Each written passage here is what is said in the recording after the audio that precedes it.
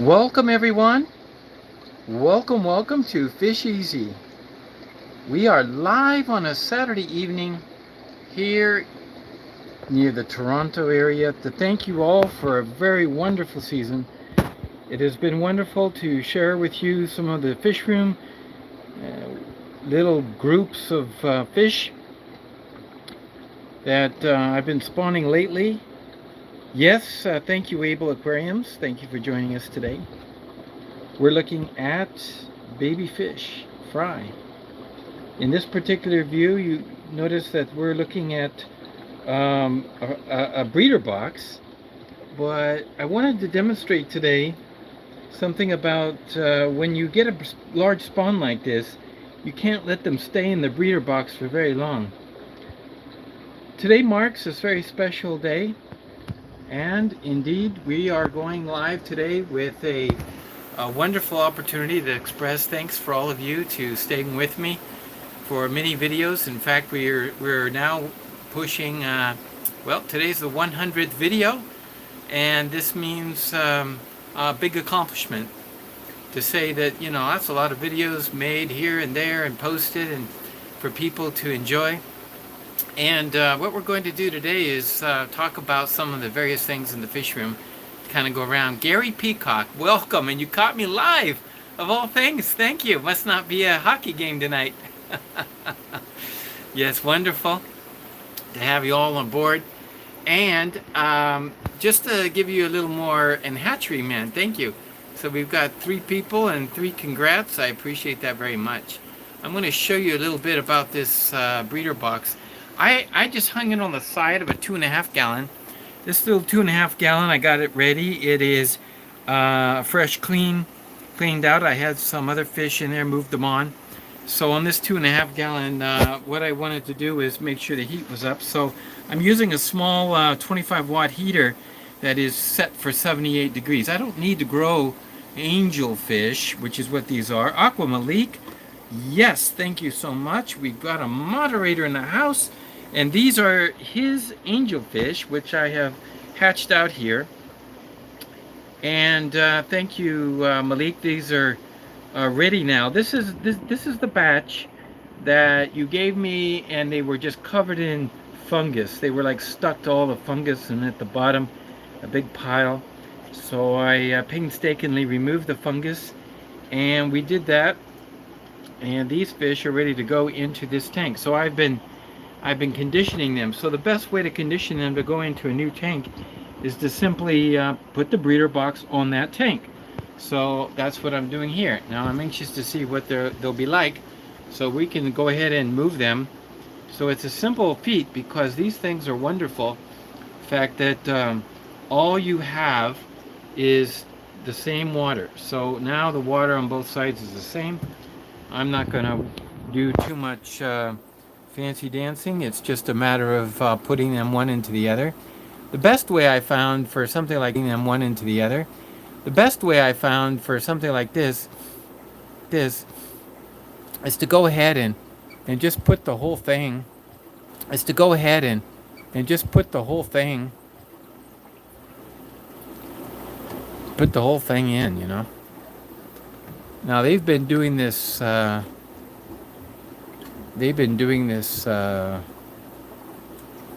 water has been cycling between the two, the breeder box and the main tank, for a couple hours. I was in no rush. So I'm just gonna, looks like I got too much water volume. That's something to check. Maybe I need to take a little bit out. It's not hard to do. I typically like to just do that with a hose. Let me see if I can just take out a little bit. How am I going to do that with a phone in my hand? I don't know how to do that. You know, that's a little fancy work. You know, now that I'm a 100 video man, I should be able to figure out how to do that, right? It looks like I am. And take out a little volume. Bah. Done. That's all it took. Okay, so I could do that holding a camera. Can you believe that?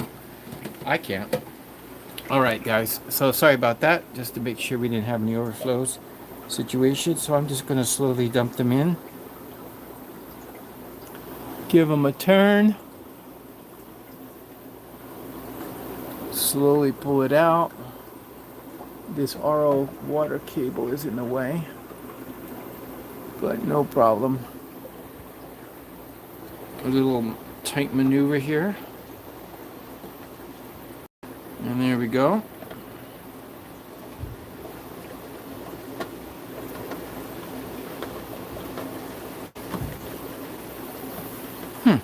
That was it. Did I get them all? Looks like only thing left in there is some baby brine shrimp shells, and that's it. Wonderful. So how do they look? Oh yes. Now what I'll do next is I'm going to take that very same hose that was used in this Greg Slasky. Hi everyone. He says hello. I say hello back. Thank you very much for joining us today. I'm going to take now an air stone and put it into the same one. Here's a hair stone. Quickly get one while you're watching the fish. They're kind of getting acclimated. Going to add some airline. I like to just, I don't really have to get too carried away.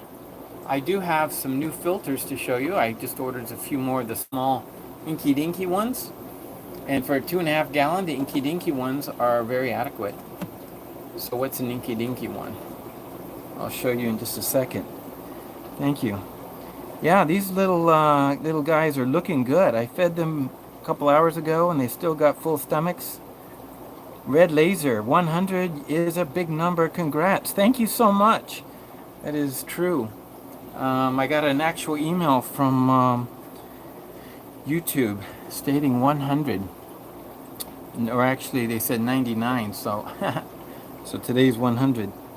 So I look and I see that now I'm going to probably add a new filter to this, but right now there's no need for it.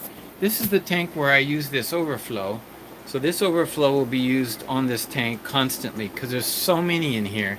I don't really have a bigger tank for them at the moment, but there's so many in here that they'll need almost 2 or 3 100% water changes daily.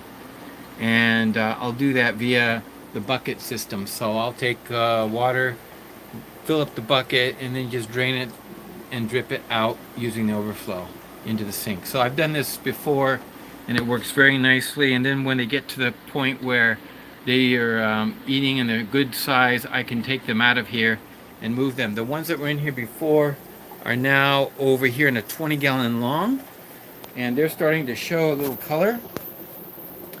Well, the algae's starting to show color. Wow, need to clean this one. But these are platinums.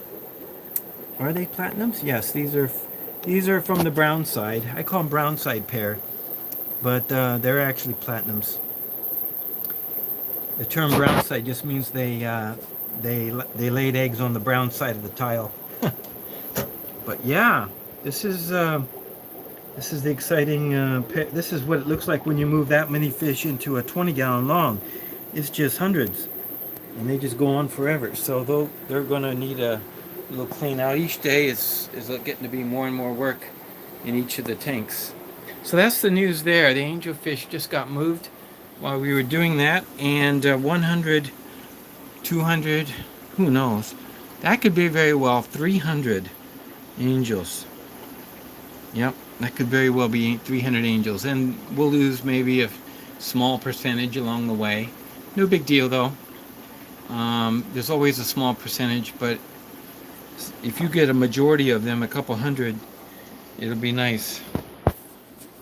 Yes, yes, Malik, I hope you can get some tanks ready, and the larger ones, as soon as they're eating very well on the pellets, I like to let them grow and they start to take shape, and I feel like they can take a transition very easily. Now, for the next stage, we're going to go a step back, because in this bucket, in this honey bucket, I brought home about an hour ago from Malik's place eggs. So we're going to pull those eggs out and we're going to place them. So we're going to say what I need to do is first of all find a suitable um, place to put them. Why not use this? Huh. Oh, and by the way, we got to do some emergency operation here. I don't know if you noticed, but I walked in the door a little bit ago. Hey, Fish Donkey, welcome. Thank you. And interestingly enough, this pair of discus, um, they weren't feeling so great a week or two ago, but I gave them some of this Melifix. It is a wonderful product. It's all natural, and it's good for the skin. It causes, well, it causes or helps with a lot of issues with skin issues, and it worked wonders. Cleared it up on her, and she is looking dynamite. I don't know if the glare is just terrible, but she is a beautiful fish. I just love this fish, and I didn't want to lose her. But when I treated her with the Melifix, it was sensational. Now, the way I treat with Melifix, they tell you to put it in, like wait 3 days. But with discus, I'm changing the water every day. So what I do is, I will change the water down to, it looks like more than a 60%. About a 60% water change. I'll change the water. A few hours later, I'll change it again. That's 60 twice a day. After the second time, I will go ahead and put the Melifix 1 teaspoon per 10 gallons, and boom, leave it in there for the next day. And I just keep doing that every day, and the water stays crystal clear, and it clears up. It's clean, and of course I usually clean out the bottom at the same time. So when I got in, hey Ray Aquatics, what I'm explaining, thank you for joining us. You're not really late. We're just getting going. They were on the back, and they were already trying to spawn on the sponge filter, because I didn't have a breeding column in here. This is just like a holding tank, but they want to spawn. So I looked at her and I said, "Wow, she's feeling so good." If you look at her tube, it's protruding. See right there? You can see it. She wants, I don't know, bubbles. If you can see it right there, right, let's see if you can, I don't know, my finger right, no, I can't point it out to you, it's right there. Anyway, if you can see it, they were trying to breed on that, so I just threw in, I stopped them because I didn't want them to actually breed on the, what is it, sponge filter. So I just stopped them by putting that in front of it. So they're kind of confused. But it's okay because it'll just detain them. They will go down on eggs, that's for sure. Now that's fine, but I do have an issue. And the TDS in here is 265. So we've got to drop it. We've got to drop it quick before they get going, because I want the eggs to be laid into soft water less than 90 TDS. So what I got is already 100. Not 100, pure RO water, bucket of water, heated, and it's 83 degrees or so. Let me just check, see what it is. I have a heater going in there all the time.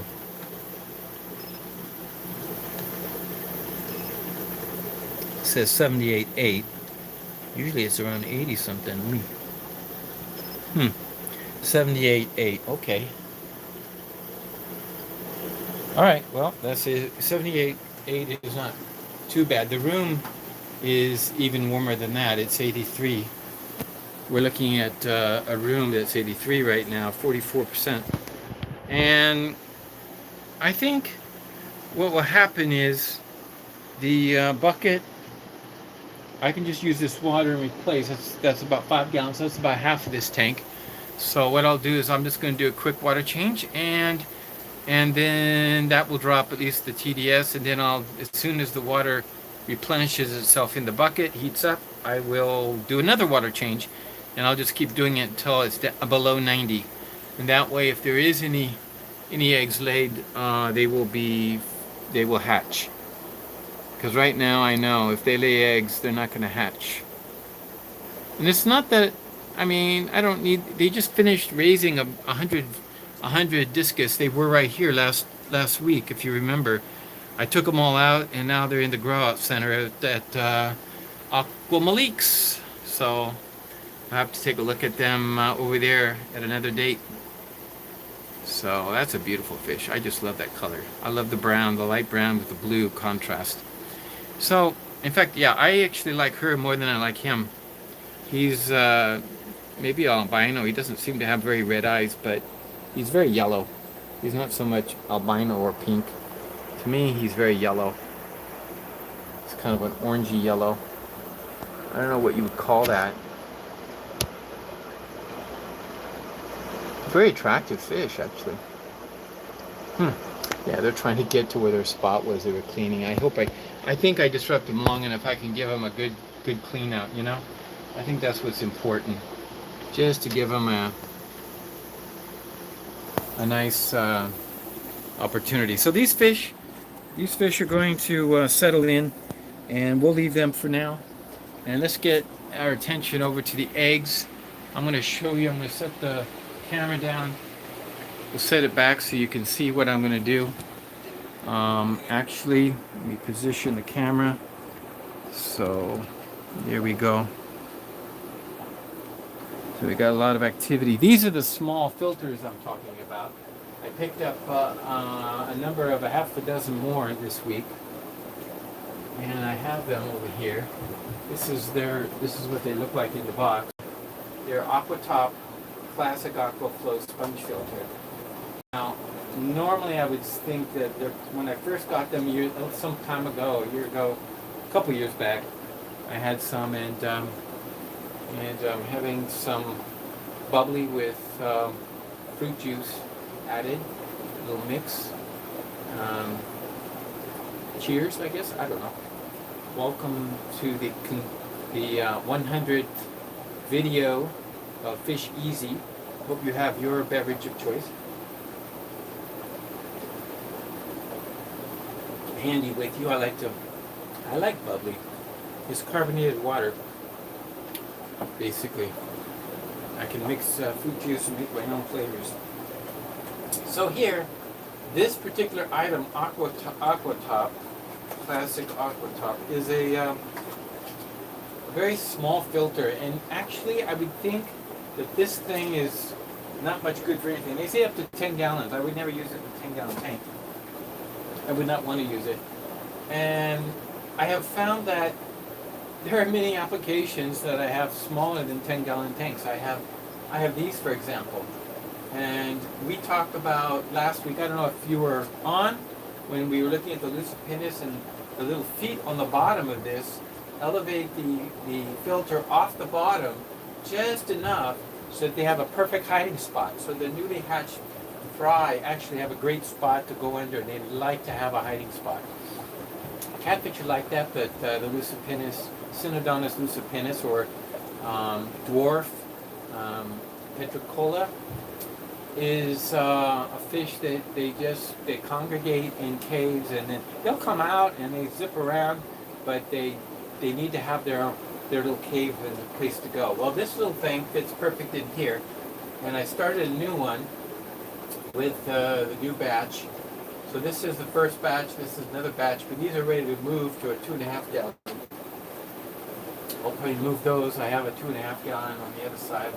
They're almost ready to go. Get them out of here. I don't know. They could stay in there a little bit longer. Not a problem. But this also is good enough to go in here. So I think this is ideal. Small little filter. Now I can put a bigger one, but I think this is all that's really going to be needed with all the water changes that I'm going to be doing. This is all that's really needed. So we'll put that in there for this little 2.5 gallon. And it's just going to provide some biological filtration once this gets established. But for now, this is a brand new one, so I have to start from scratch. What it means is I'm actually not going to use a cycled filter. It's sort of like what people are not supposed to do. But I guess it just depends on the intention. For example, let's just think about it. If you tell somebody who's setting up an aquarium that they have to change the water 100% twice a day, they would go crazy. They would say, I can't do that much work. That's why they can't put a filter in there that's uncycled, because they won't be changing the water but maybe once a month, maybe only 25% a week maximum. So if that's the case, with people like that, we have to stop and analyze for a moment about the difference between them and my situation. My situation is I have a mean change to water, so I'm not really worried about ammonia buildup, because as soon as I see anything, any crud on the bottom, anything at all, turns out that I'm changing the water so much that there really isn't going to be any buildup. In fact, I raised those other angels without a filter. There was no sponge filter. There was just an air stone. But I did the water changes so constant that as soon as it got a little cloudy, it was water change after water change until it was crystal clear. So that's the future setup for these young ones. I also have the eggs now. Let's just take a look at what I've used. What I have in here is Epsom salts. Let's see, I have chemical treatments and things used for different. Everything else is up here. Methylene Blue. But I have this in particular, quite a interesting side. Now, what I like to use is RO water. I guess I could do that. I'm gonna just add enough RO water for these eggs, and it turns out I don't need a whole lot. So let me take it from the bucket, and let me take it and put it in here. So all I'm going to do is add some RO water.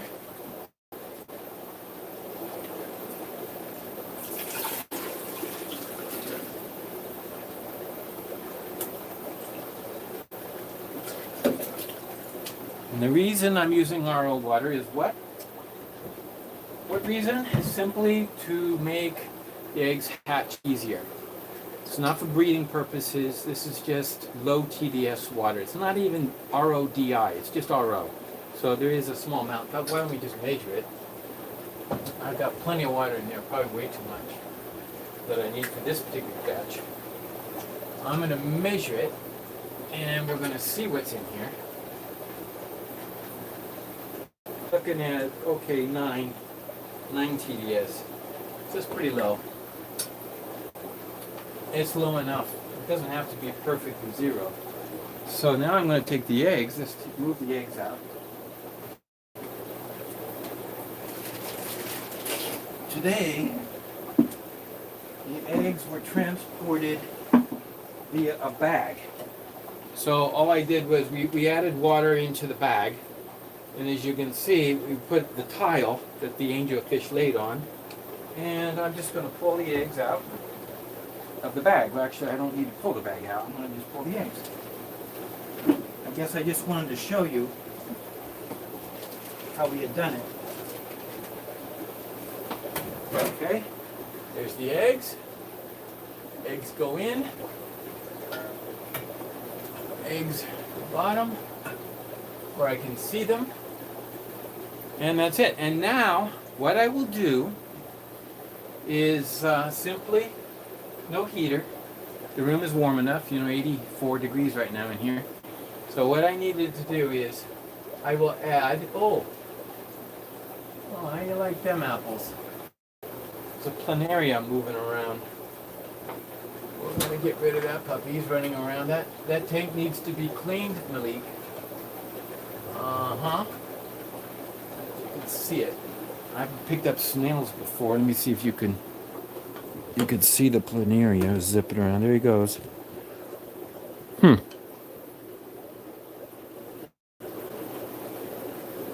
Got him.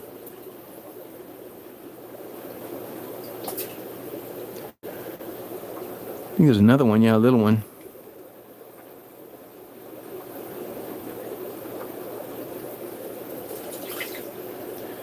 I just suck him out with my baster. Can't. Looks like could be over here. That looks like a snail. Doesn't even look like an egg. Yeah.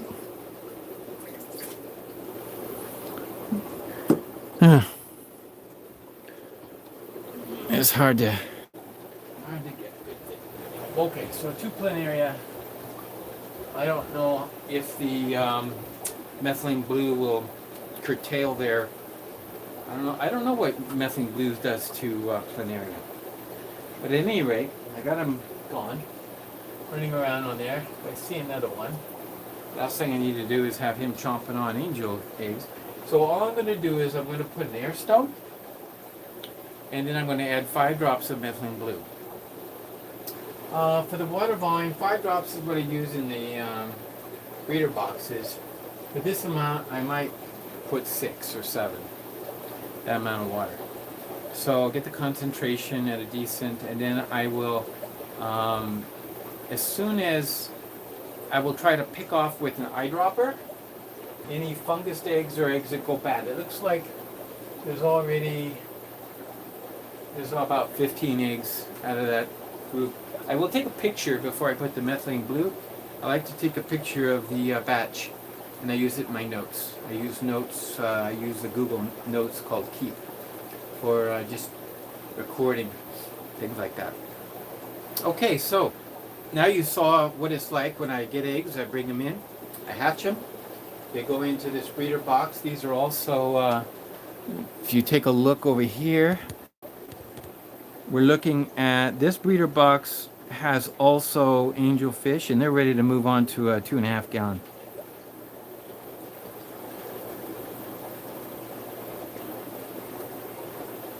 Okay, so I'm going to move some things around because if you look over here, there's these ones in the bowls. These rams need to move out of here. There's time for them to move on. So I'm going to put them in one of the large breeder boxes. There's about 25 or 30 of them in here. Actually, it looks like I have a 2.5 gallon maybe I can find for them. Over here, these rams didn't do so well. I'm not sure why. They didn't transition well. There's hardly any in here.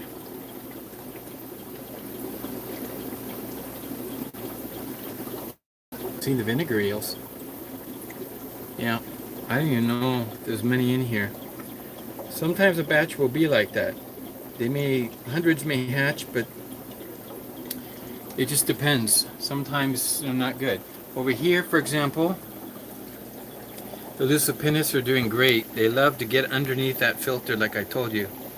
See how they crawl underneath there and they feel like secure. And on the outside, they have a filter that they can pick at, and these guys pick it clean. They actually a little bit larger. And you know, you would think that there's not that many in there, but I'm going to show you how many Lucipinnis are actually in there. There you go. Now you actually see how many catfish. I was at the store today. They retail a store for $15 each. They're wonderful fish. I really think more people would enjoy them if they had the right combination or community tank. They're kind of make a neat community. They have to be careful. You can't put them with too small a fish. Let me give you an idea. The adults, here's some adults over here in this community tank. There they are. The adults, they're zipping in and out. They're fun to watch. And when I throw food in there, they go crazy. I mean, they go super crazy. Their white stripes are pretty neat. How old are the breeders? These breeders are probably not even 2 years old. These are not the ones that laid those eggs. This is a younger breeder set. They're just slightly smaller. Mine are about 3 years.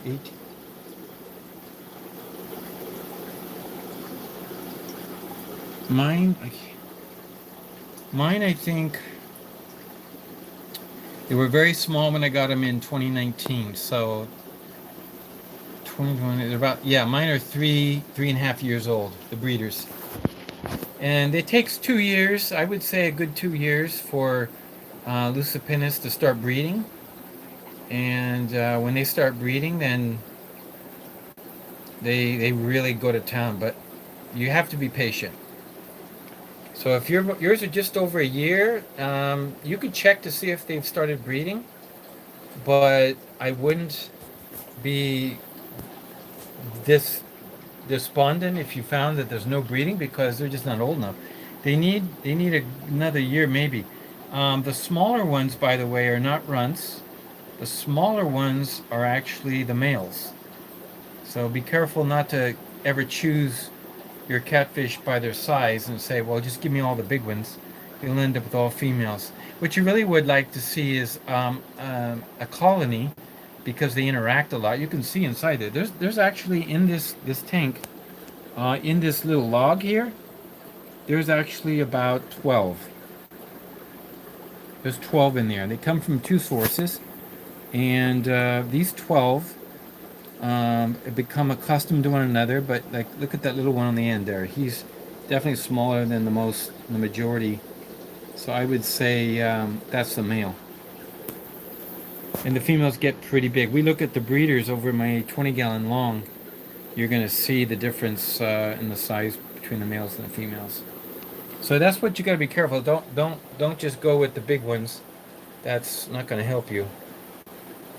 And they are dwarf petricolas, so they don't get much bigger than this. They're good size, 3-inch, maybe 4-inch max. Some people say, the books may say a little bigger. I've never actually seen mine get that big. So just to give another look at the babies here, we've got some here that are, hold on a second, I'm trying to set some water down.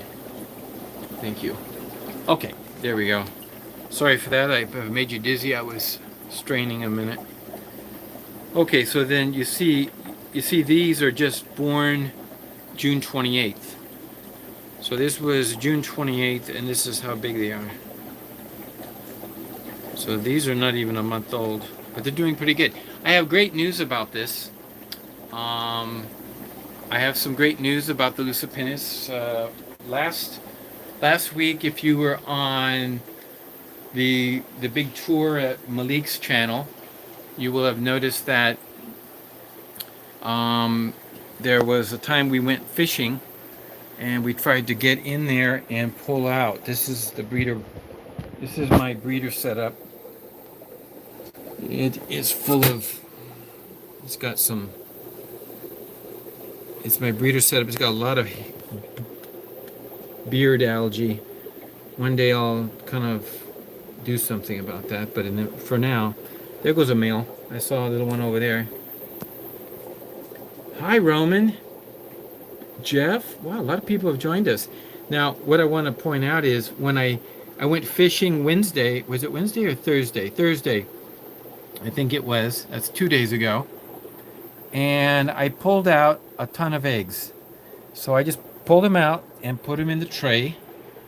And nothing. The eggs sat there, and I took an eyedropper, and I would just pull out all the white ones. So as they turn white, I just pull them out because I don't want them to fungus and have issues with the others. So this little tray, it's from IKEA actually. It's a little glass tray, enables me to do that. Now, just so you can see them, I know you can't see them so well in this shot, but I'm going to put a flashlight so you can see them. There you go. So they hatched, and these are not eating yet. They're just free swimming now.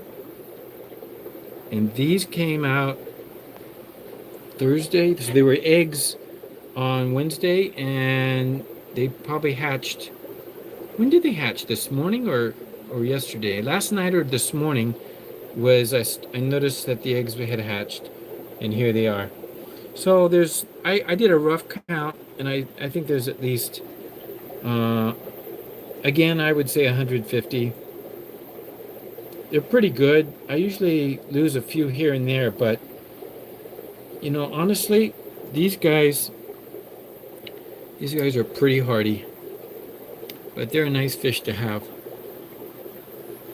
They don't seem to trouble, but they need to have a nice little hiding spot. You see them zipping between the little pots I have. Zip, zip, zip. They always like to hide, but they come out very briefly. But if I were to throw food, or if the lights are off, they will come out. They will come out, and I think that's because they're really nocturnal. But take a look at those fry. Now these are ready. Now that they're ready, I'm going to put them in one of those glass jars. So since I'm moving the German blues, or the rams out of one of those glass jars, I will probably take this glass jar, move the rams out, sterilize it, clean it up, and have a spot right here on the shelf for another. So I will have Lucipennis, Lucipennis, and Lucipennis, each one about a few weeks older than the other. So they'll just continue to make progress. But at one point, they're going to be big enough, even at that age, they're only a few weeks difference, and as they get older, they'll be able to get mixed. And so eventually, I may have a tank with hundreds of Lucipennis. I do have I think it's a 70-gallon growing out, not here, but at the grow out facility that has hundreds of Lucipennis. So, got to start looking for good homes for those. And that's exciting news for the week. The new hatching. Oh, by the way, not yet, but I haven't seen any new red lizards. So down here, Dad has been sitting since actually it's been 10 days. He's been in here with his eggs. I haven't peeked. I haven't bothered him to know how many there are. But out of the first batch, I wanted to know, so I went counting them.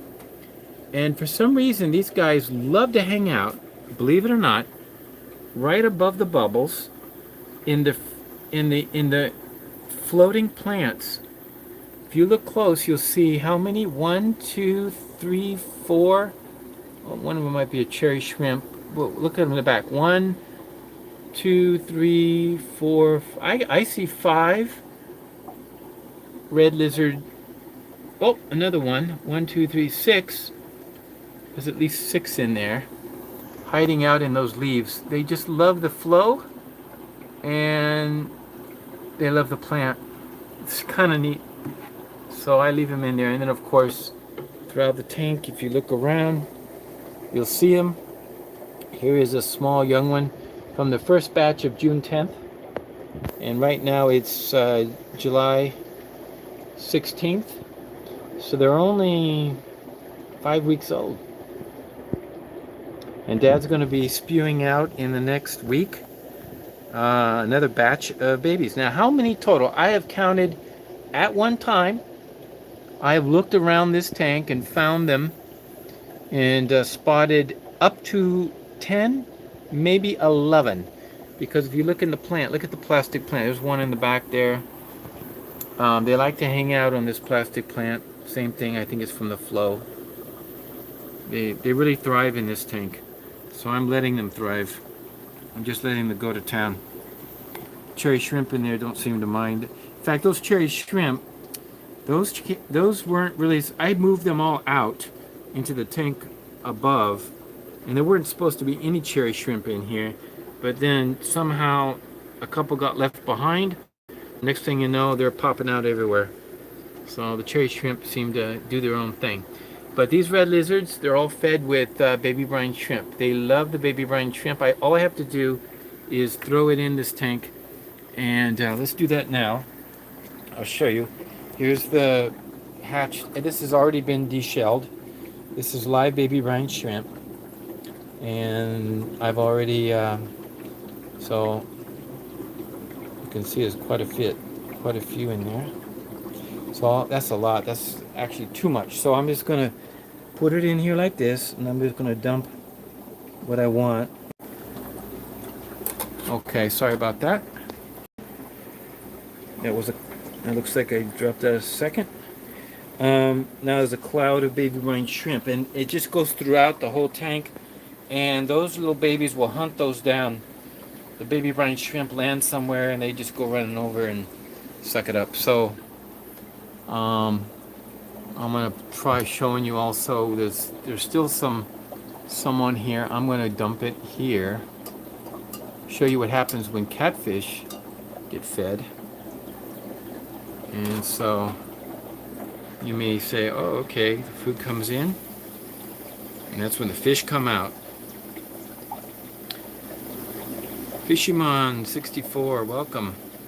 So glad to have everybody this evening. So look at that.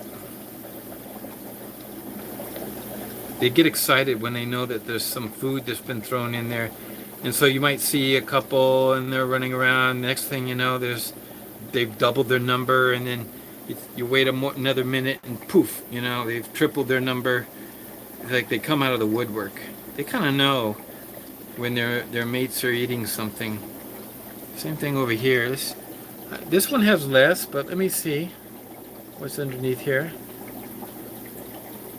There's a good number. It's a good number. Not bad. Definitely not as many in this particular batch. It's from July 6th. So, not bad. This is, by the way, I have some black rams here.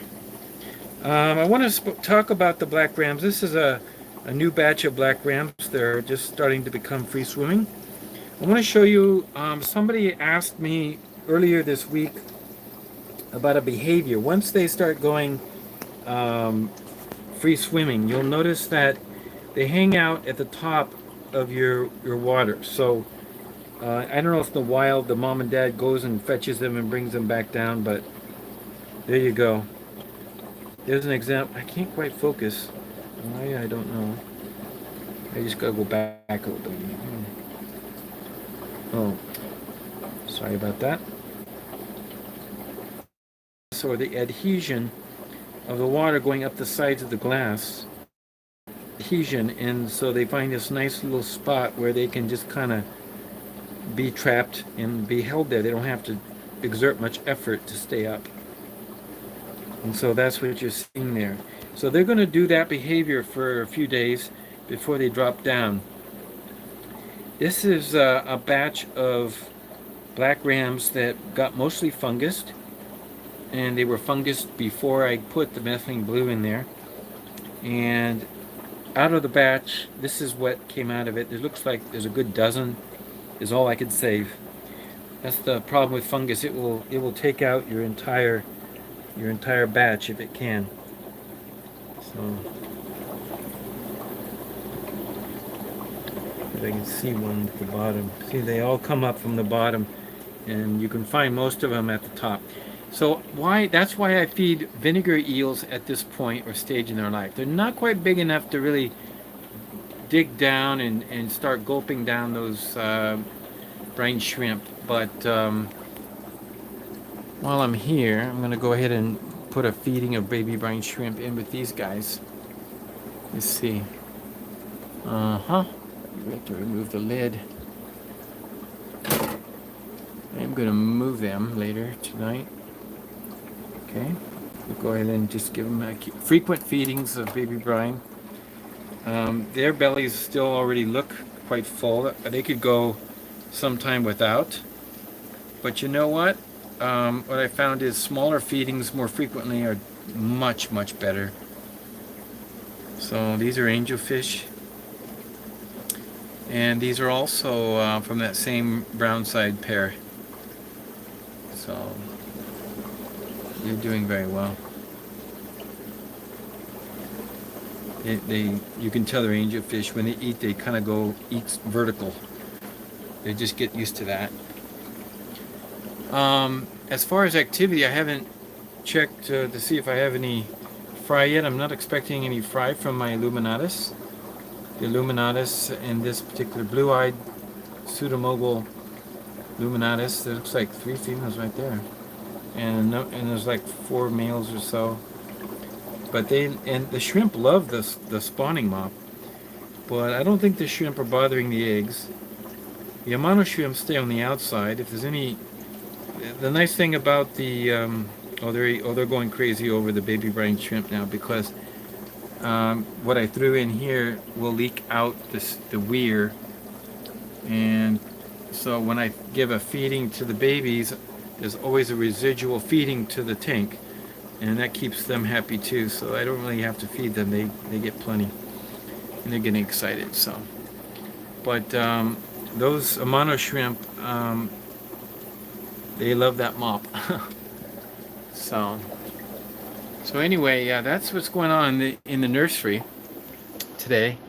Any more activity with you guys? I haven't changed your water down yet.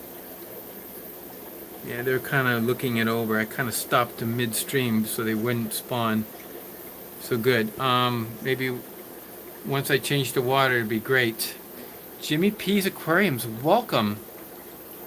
Thank you so much for joining this afternoon. If you are a subscriber, thank you so much for that. And thumbs up, everyone. Looks like we have a good number of thumbs up.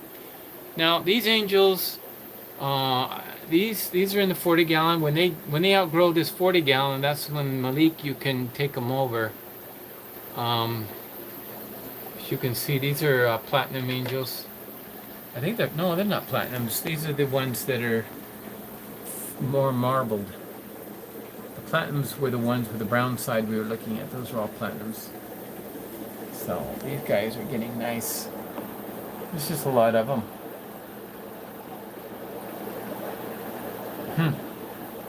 We'll take some. These guys are actually, yeah, they're ready to eat. Their stomachs are not bulging, but they do have some food in them. They're looking a little hungry. So we'll take care of. Now this is the setup I'm using for the mops. So as the mops come in, they'll go into here. Now later I would like to have some bubbles.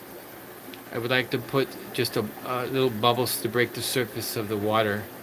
So here, and here you've got, and what I do is after a few weeks, I just keep them in here a few weeks, start looking for fry at the top of the water line. They'll start hugging the surface. I haven't seen any of these. I just took these mops out maybe Tuesday. I think every Tuesday I rotate the mops. So this was from last Tuesday, but I would expect another week to go before I start seeing fry. It takes that long. And Red Laser, welcome. Thank you for joining on this celebratory 100 video. And we're excited about that. And what I'm also going to do is these. I'm going to work at it, putting the tubes, put a hole for the tube coming in the top, so that way I can keep them covered. And I'm always trying to keep all my tanks and things covered so it could reduce the humidity and keep it low. But at the same time, I want air to go in, and just a little bubbler. It's very, very minimal amount. And what else is going on this week? Yes, there's some new fish in the room. It's got to have, any celebratory time has to come with something special. So one of the problems was, let's see if I can get you a shot of the checkerboard cichlids. This is the Dichrosis maculatus. As you can see, they're really getting colorful. Especially that male over on the right. Look at him, the one that's sneaking away. The lights are in the way. You can't. Glare was bad. But they're going to really get beautiful. But for some reason, I lost a couple females out of this tank. So I'm going to remove the barbs. There he is. Look at that. Look at the colors on him.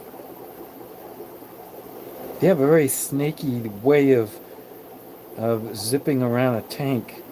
It's not like a lot of fish, not like the barbs for sure. So I wanted to get some more females, and so I went right back to the place I got these because I knew they had a couple more left, and I was glad because they had 2 females left. So I went over there to get them today. Look at that gorgeous male. The big one is really popping his colors. Wow. So that's what I did. I got 2 females. They're still in the bag. It's probably time I could let them out. But I wanted to have a few more females because if I'm going to try to do some breeding with those fish, I want to have something to work with. Sadly, this is the Epistogramma McMasteri. I don't think I have any females. I think all the ones I've got are males. So that's why I've not been able to do anything. Like this guy over here, I think is a male. Just too colorful to be a female, in my opinion. I just don't have any females. I didn't know what they look like. We did the best we could at guessing. But I think at the store they were all males. That's something you got to be careful about. If you want a breeding project, you've got to make sure you're getting both males and females. So, to unveil the big new fish for the next 100 videos, we're going to use another rainbow fish. Which one? This one in the bag still. Very young, very small. They're going to need some growing time. I'm going to have to start feeding them up on the baby brine. They will grow fast on that. But what we have here are... Anyone want to take a shot? I know you can't see them that well. Do you recognize them? I've had them in the fish room before, and I have very successfully raised many of these. Can you see? They're a nano species. But as is the case, the tank probably had 200 of these in the tank, and there was only probably 3 females in the whole tank. So it was a challenge to fish out the females. You can imagine. But the guys at the shop know that I breed them, so they don't hesitate to help me out. They know it's not for looks. Can you see? Any guesses?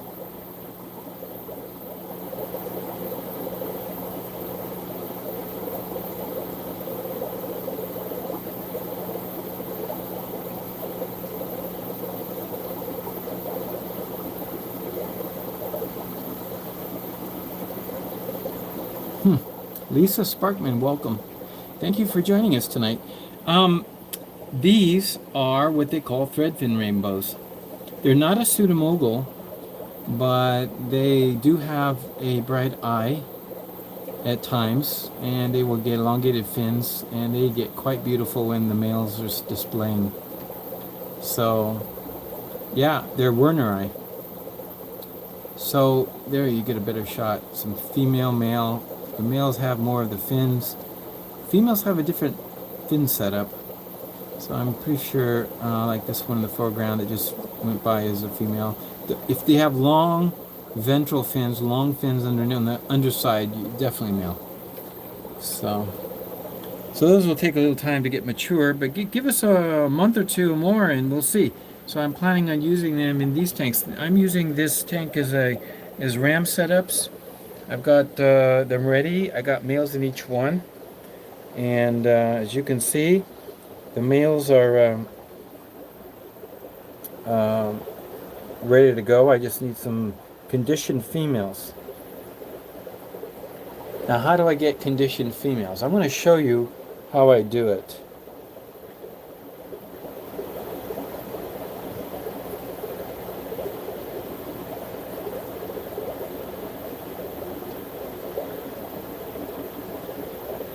Hatchery Man, he set up an infusoria culture, squeezed a hang on the back filter pad in the container.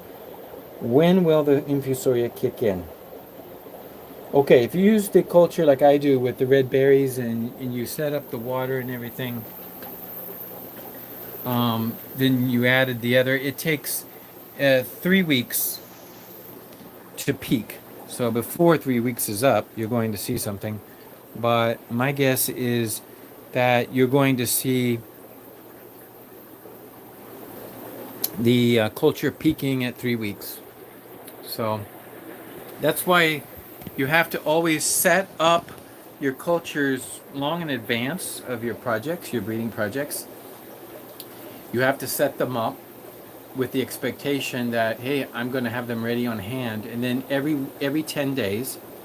So what I do is every 10 days I make a new culture, start it again.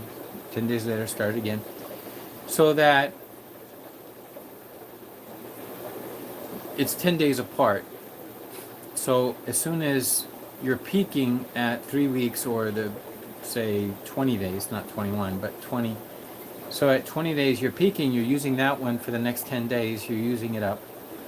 And then when you run out, you just go, now it's been 10 days, and you did it every 10 days, so now the next following batch should be peaking. So you'll always have a set of bottles that are peaking, and that's the best way to do it. Now, little news. I don't know exactly. I haven't got the full picture or story, but I was at the fish shop where I got these, and I was asking them because they had a big batch of Royal Farewellas, and I looked at them and I said, "That doesn't look like the fish that you sold me before is Royal Farewellas." And they said no. They discovered that what they had before, which are these, he said these are not Royal Farewellas. These are just the regular ones. And I said, what's the regular ones? This is just the regular Farewell.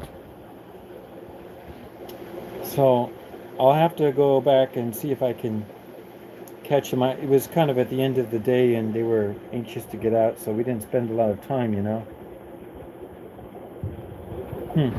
He's really, displaying, wagging his tail. That's why I like this tank. It's kind of an interesting tank with all the valve. I think it's an ideal spot for these kinds of catfish.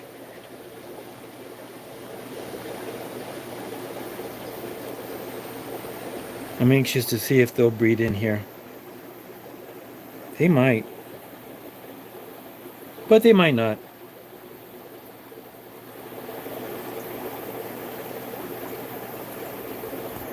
No, they got it wrong. You know what it is, Roman? You know, sometimes I'll be honest with you.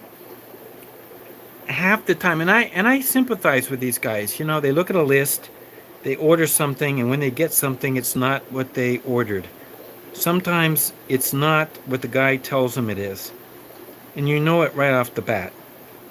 And I'll give you a classic example.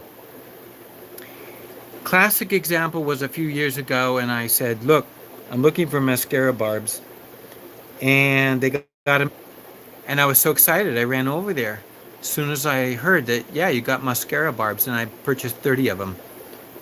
When I got them home, I started thinking about it, and I looked at them, and I looked at them, and I kept saying, there's something not quite right. And sure enough, if I had looked at them close enough and thought about it, I would have realized that those were Rouhani barbs, and that's how I ended up with the Rouhani barbs. I thought I had got the barbs that I had been hoping to get for I don't know how many years. I was really hoping to get a nice colony of beautiful mascaras. That is from the Sita River, specific, beautiful variation of the Kinsia assimilis, which are now Aspara. So I was kind of dumbfounded because I had purchased all this. I spent hundreds of dollars on a large batch of mascaras, hoping that I would have something. And lo and behold, it's not. And I told him, I says, you know, these aren't mascaras. And you know what they say?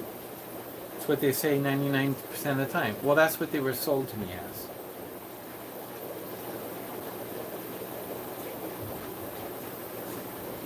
So I don't know exactly what that means, other than, well, there's nothing I can do about it because I thought they were, and I was honestly telling you that they were mascara because they were young juveniles. But there's a very easy way to tell between mascara and Rouhani, which I didn't even think to look because I just took them on their word for it. And it's the tail. If you look at the lobes of the tail of the Dickensia genus, they all kind of have a similar look to them. The filament barbs have a black and red spot on both the upper and lower lobe of the tail. The black spot barb, or the filament barb, has that. So does the mascara barb. So does a few of the other species. But the Rouhani does not. The Rouhani does not. The Rouhani has more like a red smear. And although they're a beautiful fish, and the red gets intense when they're in breeding mode, yes, but that's what happened. So I wasn't successful at breeding any of the Rouhanis. I tried, but here in my 90-gallon, but I don't think I really was really set up for it. But it turns out that maybe one day, if I can get the right fish, the fish I'm looking for can be seen in two fish rooms, and they are, one of them is a well-known and well-publicized individual, and his name escapes me. He's the one that has a live stream every Friday night, and he sold his fish house and moved to Florida. I'm having a brain freeze. Can't think of his name. Think about it. Tell me, he's got the mascara barbs, and he's got the right ones.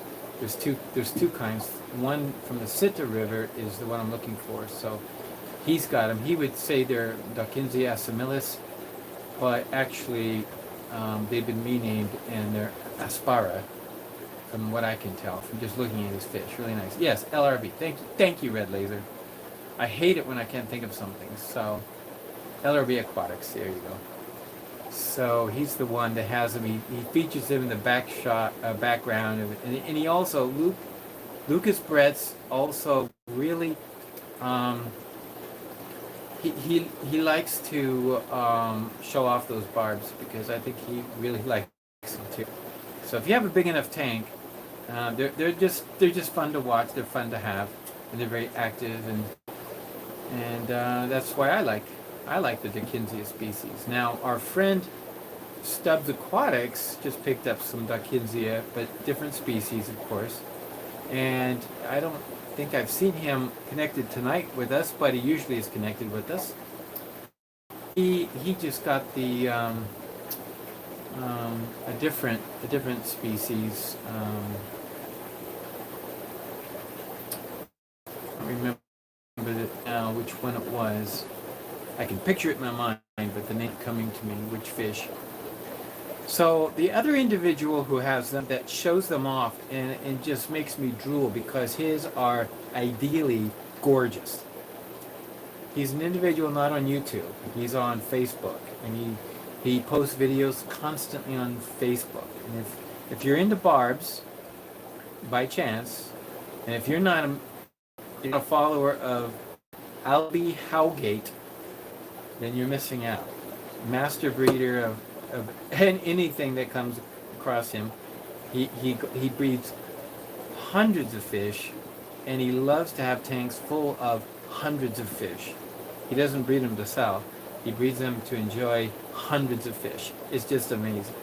And they're gorgeous. Tetras, he's big into tetras and rams, and he's done discus and others, but he's got some gorgeous fish. I mean, Congos, and he'll do, it just amazes.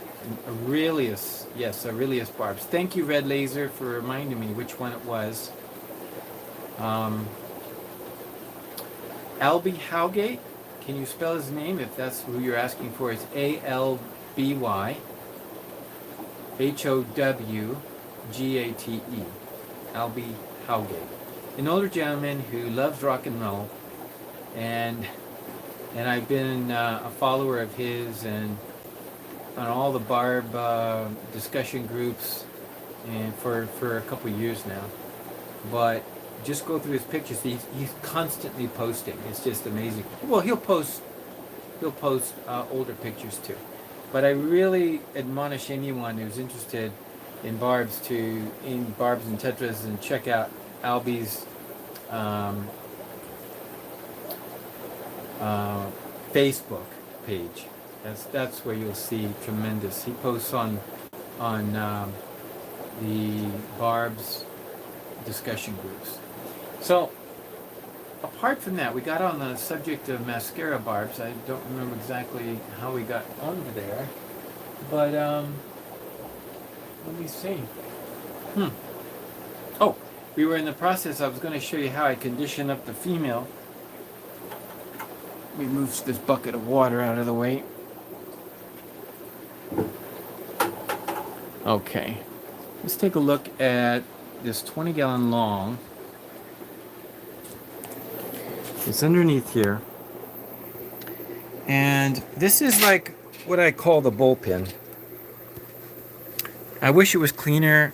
If I knew I was going to feature it, I probably would have done something, but these are my breeders, and right now I've got some rams in here that are ready to drop eggs. So I've set up some smaller tanks, and I'm going to pull out the female. Like this female here, her egg tube is already protruding, so she's going to lay. And I like to grab her and a beautiful male and put them in a tank up above and just let them go to town. Look at that beautiful female there too, if you can see her through the dirty glass. Oh, there's one. She's ready to lay too. Look, some decent looking breeder size. Yeah, they're all ready to go. So the way I do it, and here's another Apistogramma McMasteri. This is one that we thought was a female at first. Excuse me. And as you can see, once the male got removed and this fish got put in its own tank, it was obviously a sleeper male. So it started coloring up and looks gorgeous. Got long pointed fins now. So what we thought was a female, no, it's a male. They were all males. So we've got some gorgeous rams in here. So this tank here, which I'm getting ready to set up, the fact is I feed this tank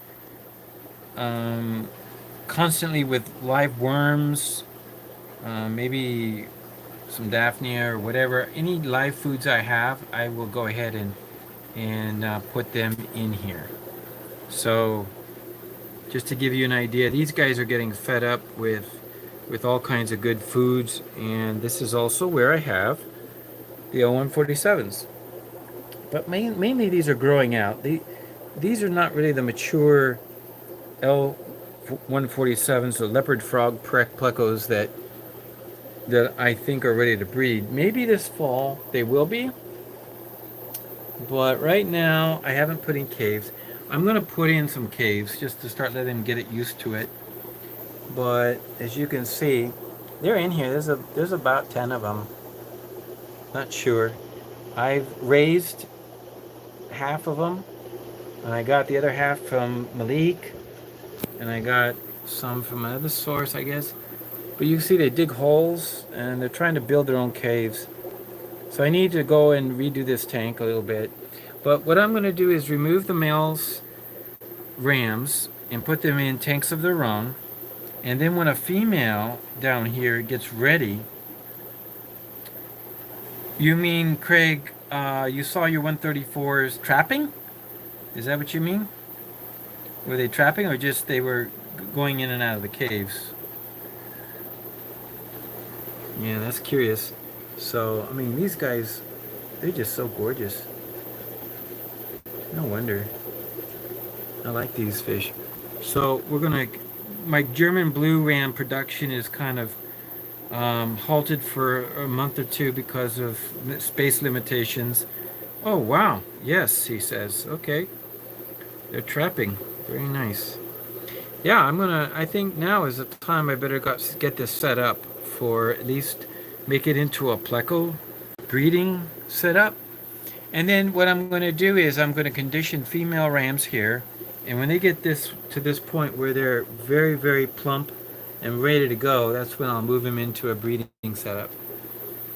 Yeah, I think these females are ready to go. Look at that. I don't even know, is that a male or female? It's much harder to tell on the electric blues. And on the camera, the electric blues look washed out. But in real life, they look vivid. I don't know how to capture that color. The real shiny color. Sometimes they turn and just jump at you. But anyway, this is it. This is how I do it. I just keep them together right now because I don't have the multiple tanks. And we'll see how that goes. And I'll probably remove this guy out of there. I put my plecos, my regular ancestors plecos, long finned ancestors in a different tank by themselves because they're starting to mature and get big enough to breed. And once they start, I want to raise long finned albinos. They seem to bring the greatest demand. I get the most money for long finned albinos, and they're easy to raise. So that's it. While I'm down here on the floor, we may as well take a look. Here's a these are some rams growing out. Electric blues. This is where I'm putting in Sisters plecos. Yeah, electric blues in here.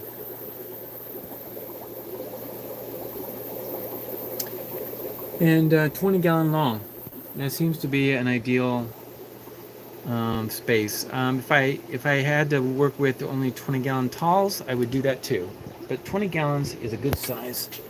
And over on my left, let's take a quick, fast look at a colony of plecos I have never really talked about. So on my 100th video, I'm letting you all know that I do have a colony of these yellow spots. What are they? 471s. L1 471s. And there's a couple of black rams in here too. These black rams are nice. I just not even sure if they're male or female. But I gotta get them into the breeding program. These have not bred for me yet. So I do notice that they darken up. They seem to be getting darker as they get older. These ones that came from Israel. So that's the other thing. But yeah, this is a little pleco setup. I have not seen any babies yet. I haven't been really, but I haven't been making major water changes. Just some regular water changes. And I will also I feed these guys lots of worms, grindle worms. And everywhere I turn, I see more lucipinus. There's another tank of babies. Gosh, I'm gonna figure out a better way to keep the conveyor belt going on those. They're just. And of course, more. These are German blues in the back, waiting for food. You haven't bred your blacks. Yeah. Okay. Well, what I'm gonna do is I'm gonna pull up those black ones we were just looking at, and here is my setup. So here's a pair of blacks on the first tank, and I just put the male in with this female probably 2 days ago because I think she would be ready to accept the male.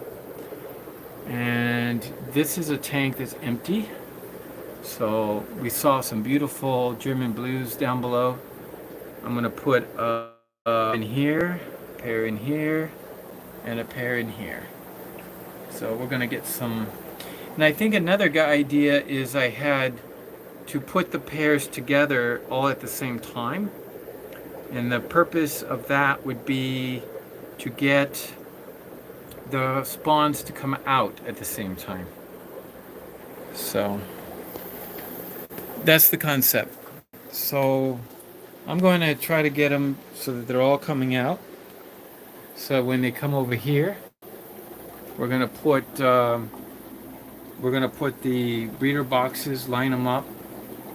It's going to be 1, 2, 3, and then I can put them all together. And it seems like I do better if they're in larger groups. If you just have like small groups, like even this one here with only this one needs a water change. It's time. This one is that's why I got to move them today, because their water changes are daily now, because it'll start to, you can see the water starting to foul. So it's time to move them, get them into a real tank with some filter. I've got one lined up right up there next to the green water, so we'll move them into this tank. It's an established tank, and we'll put them in there and give them some space, so let them grow out. Over here on the workbench, of course, yeah, got electric blues. You've got blacks.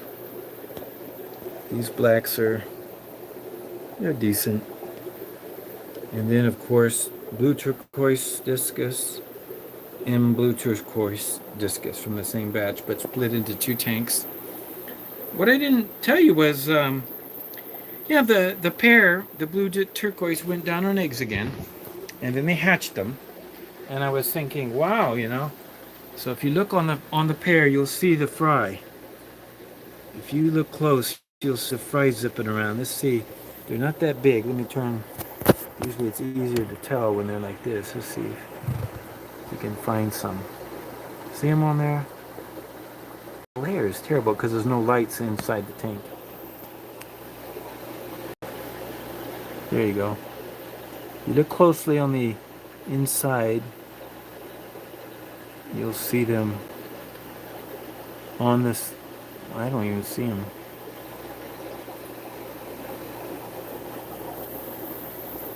Where are they? They're hiding them. They like to hide them. Come on. There they are, on the back side. Yep. You can see them now. I estimate there's probably maybe 15 to 20 babies this time. Not as many as the batch prior. But, interestingly enough, they went right down and laid eggs again.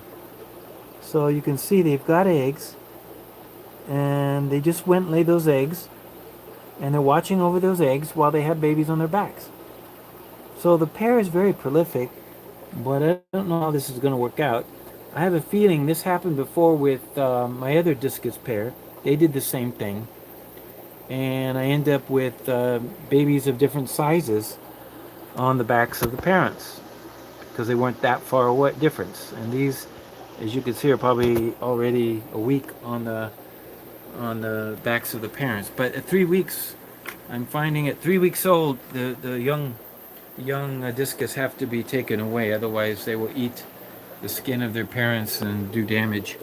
So these guys are from, I don't have the day written, from July 7th? No, July 7th is when the babies that are on there now. I'll have to look at my records. I don't see these, but these definitely are about 5 weeks old, 6 maybe. Yeah. But they're going to be gorgeous. If you're looking at the parents, we're going to have some gorgeous discus once they get a mature size and colored up. So that's what's going on in the fish room today. I know we've spent some time and we've just kind of moseyed around and had a chance to just talk about the different fish and things going on here in the future. I'd like to also make mention, let's see,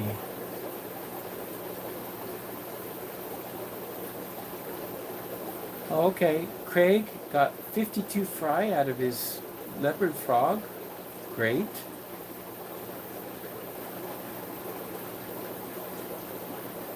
Whiptail fry.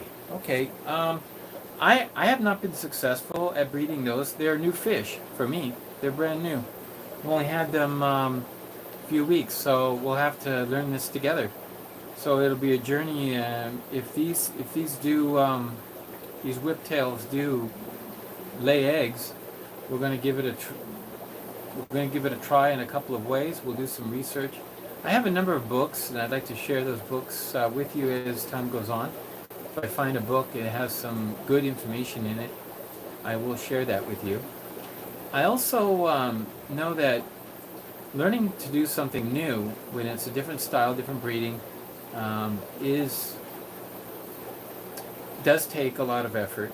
And I remember, for example, always wanting to do discus, always thinking that discus were next to impossible to do. And how on earth could I ever do discus, right? Well, it turns out that doing discus is not nearly as difficult as I thought. Maybe it's just I fell into my lap, I don't know, but some people were very nice and generous. They had some breeding pairs of discus, and they cut out the whole process of raising discus, trying to get pairs out of it, and I kind of did a shortcut and went straight to the breeding process. But I found out that if you follow basic principles, it's actually not that difficult. And in fact, there are just some things that you're bound to have experiences, learning to do things differently or a different way, and that's okay. So if you're not afraid of failure, then you will have success. But if you never start because of fear of failure, you definitely will never get there. That's for sure. And I think in the case of, like, for example, I'm just going to give you the example I gave you already. It's kind of indirect, but think about it. I got the spade tail checkerboard cichlids. I lost 2 females. That gave me still 1 female and 3 males. So what did I do? I went to the store and got more females. The reason is because I didn't want to just be working with 1 female and 3 males. I want to increase my chances. I want to do better at these fish, you see. So I can do better if I have more to work with.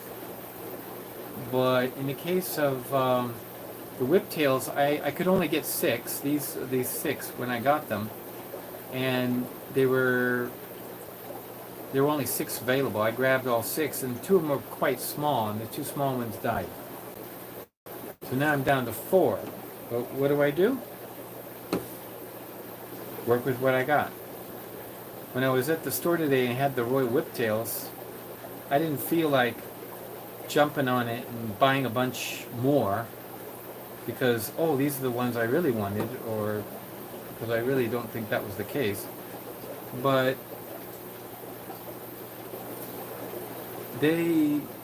using the 4 I have, I will learn by experience. Maybe one day we'll get the Royal Whiptails here in the fish room.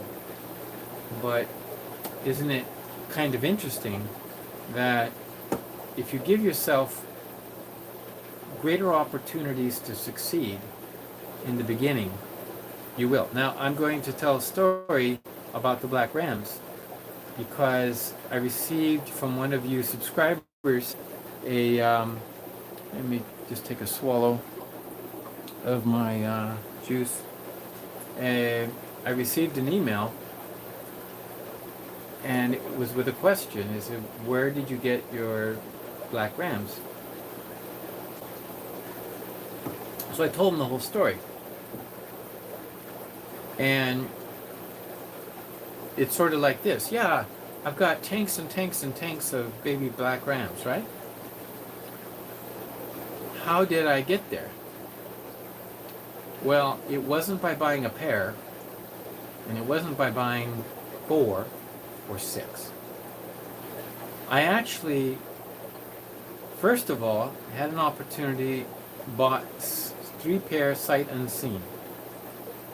In the end, those 3 pair, buying them was a great idea, because if I had seen them prior to purchasing them, I would probably not have had any success. In fact, I didn't. I don't think I got any from the 3 females that I purchased, which were black, and the 3 males turned out to be blue blacks. You know, they were like throwbacks. They look like German blues with smeared black on them. Those genetics just didn't pan out, and I've lost all 3 of the females. They die unexpectedly or just disappeared. Yeah, I lost all 3. They're gone, and with no viable offspring.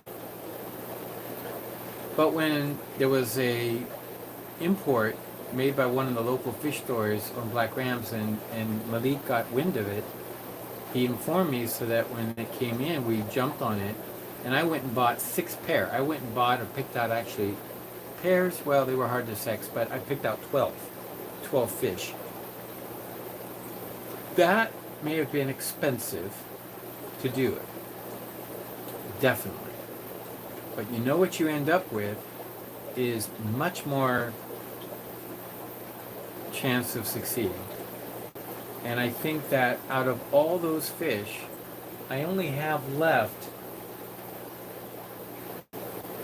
about 6.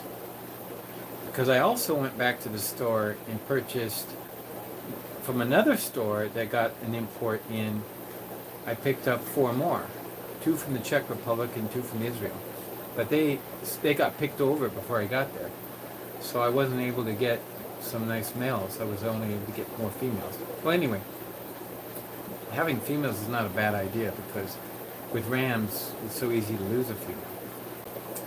But in the end, you create a better chance of success when if you have a dozen fish to choose from, and 1 or 2 of those pairs turn out to be viable and great parents and worth the effort.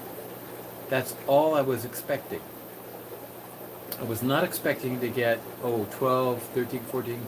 I buy 16 fish. I'm expecting 8 pairs, and I'm expecting 8 pairs of producers.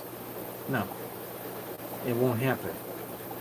But if I got 2 or 3 pair or batches out of 2 or 3 times, that was sufficient for me. Because Greg Sage told me this a long time ago, and other very experienced fish keepers say the same thing.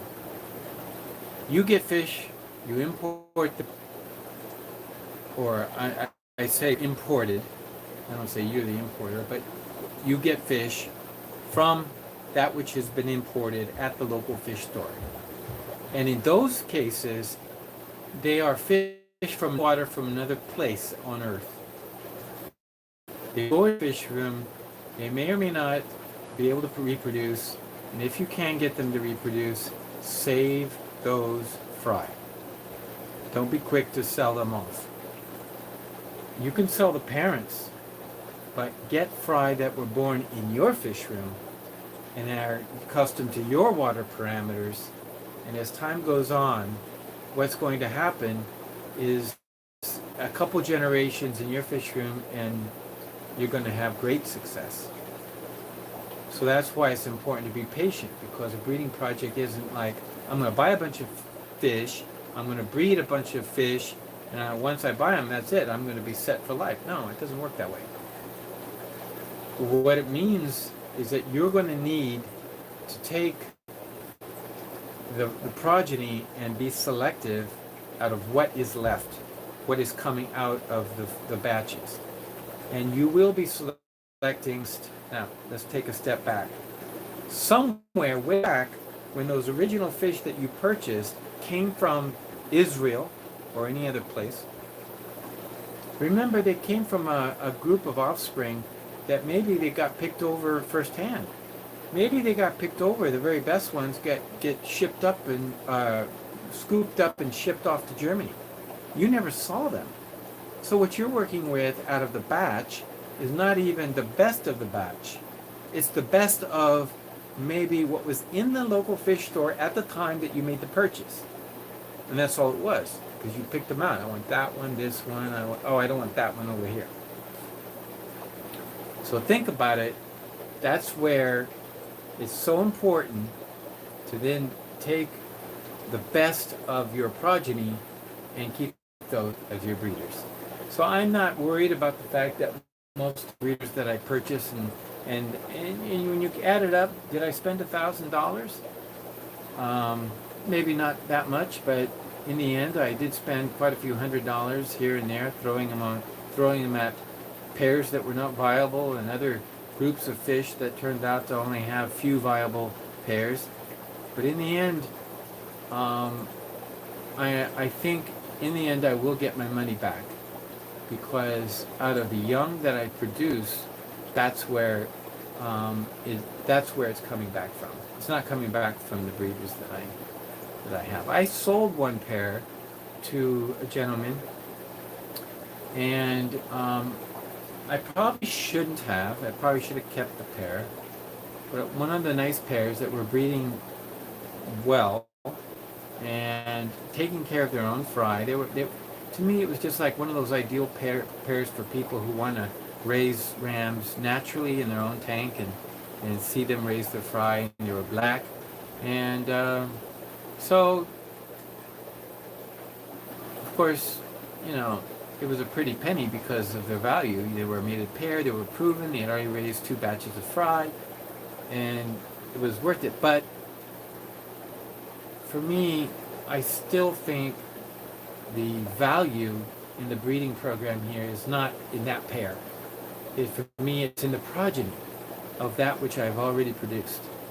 So I'm looking forward in 6 months' time to having a lot of pairs to pick from, and that's when, by then, maybe I'll be set up with this kind of an arrangement.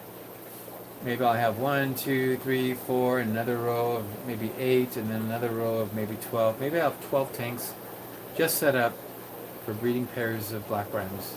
Maybe that's all I have. And if they're all, and if it all works out, and then I'll have another 20 gallons somewhere, a bullpen with extra females, and if I can produce that many, then I'm sure that I'm going to have no trouble in getting rid of those fish because they're in such high demand. So that's the story. Today, it was a very exciting day. I'm so glad to be with you tonight, with everybody. Is there any last minute questions? Because I do see there's something. Let's see. Reggie. Thank you. You're welcome, Reggie. Regis de Andrade. You're so welcome. And Darlene's Tanks. First time. I am so happy. I am very sad that you just got here because we've been live for an hour and a half. And it's my 100 video, number 100. So we're kind of celebrating tonight, this exciting moment. And thank you, Roman, for joining us tonight. Darlene's Tanks, be sure to just start it over and go from the beginning. You'll see some tremendous and great small fry and breeding setups. And we talk about a lot of different things in this fish room. Everything from red lizard plecos to discus to, in this case tonight, we were surprised with some Werneri or threadfin rainbows. So I've got to get those out of the bag tonight, and I got to get those discus TDS down, drop the water, make some water changes. I've got to get some methylene blue in the angelfish eggs, and all that little tasks are going to add up. And so I'm going to be working in the fish room tonight. You're always welcome to send an email, leave a comment below, down below. if you have a further question. And Jeff, thank you for joining. You're such a loyal subscriber. And Evan Nolan, yes. Um, good, good, good question to see. You say you started breeding super red plecos, which I didn't even show you mine, and CPDs, which I didn't show you mine either. Yeah, so sorry about that. There are some. If I went through every species that was in this fish room, man, it would be hours. So sorry about that, but you know, it's something for the future. In fact, I for those who've stayed to the end, I've got some really interesting news for a breeding project, for a very special breeding project, something completely different. I got something else to celebrate the 100 videos, and it's not here in this fish room, it's at the other one. So I'm excited about them, and they'll be coming up in the future, and we're going to be looking at some fish that are not here yet, and some fish that are very unique. And so I don't want to spill the beans.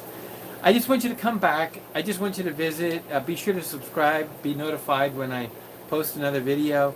Thank you so much for joining tonight. It's been a real fun time. Luminaries. I have one fry. Thank you, Greg Slasky. And again, if there's any question that you have, be sure to put it in the comments down below, because I do answer all of them. Darlene's tanks. Ooh. Luminatus. Yes. Are you talking about Pseudomogul? Oh, I can't stand it. Okay, here we go. We didn't talk about the Luminatus tonight, but I'm going to show you, because Darlene, you're new, my breeding setup of my Luminatus. You may have missed them earlier, but these guys are primed, and they are looking stupendous. In fact, last week in the show, they were showing off with their sparring. So really nice fish. I do like Luminatus. I also breed a lot of fricatas here. It's another fish we didn't look at. I told you there's so many fish we didn't really even focus on tonight. But I hope that's a little teaser for you to subscribe and to be notified when next time. I usually like to live stream on the weekend, and it's going to be usually Saturday afternoons or evenings, because things are getting so difficult with arrangements. I used to do it at 4:11 Eastern Standard Time, which was 4:11, and I don't know if I'm going to be able to stick to that schedule, but I will try to notify with a community post in advance of when I intend to do it. That way, every weekend, either a Friday, Saturday, or Sunday, I'll try to do a live stream. Also, I have some actual videos that I still want to produce and put out there from Fish Easy, and I thank you very much for hitting that bell, Darlene. So it's great having on new faces, and like Stillwater, thank you for joining.